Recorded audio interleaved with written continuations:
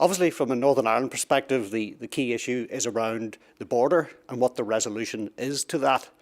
At the moment, there is no resolution, and without a resolution, we can't really be clear as to what exactly those impacts might be.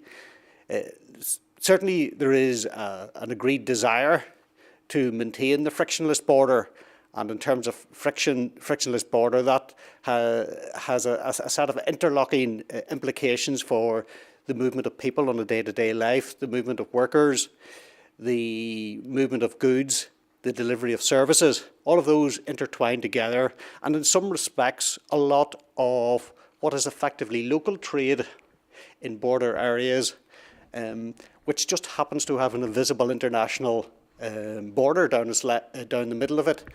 And this has a lot of implications for Northern Ireland, depending on the way it is solved. And certainly on the face of it, there are a number of objectives that need to be solved. It's maintaining this frictionless border, not having any implications for the UK internal market, while at the same time respecting the EU's norms and rules around the customs union and the internal market.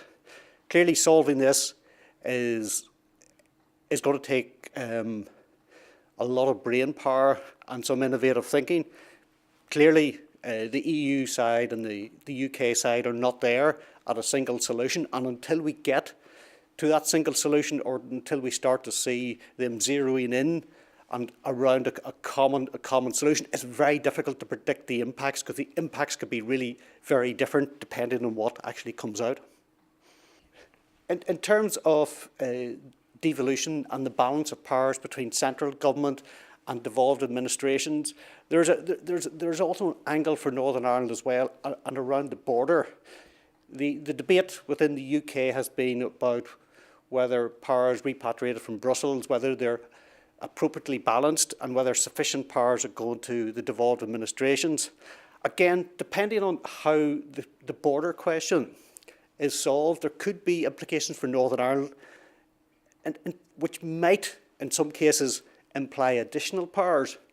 And certainly some of the options that are on the table at the moment, or seem to be discussed at the moment, would seem to imply additional levels of devolution, perhaps to make them workable. One example would be the so-called, albeit controversial, albeit the EU's version of the backstop, but certainly that text would seem to imply greater levels of devolution than currently. How all that works out, no one knows, but again, it seems to be that however it works out, there could be potential implications for devolution.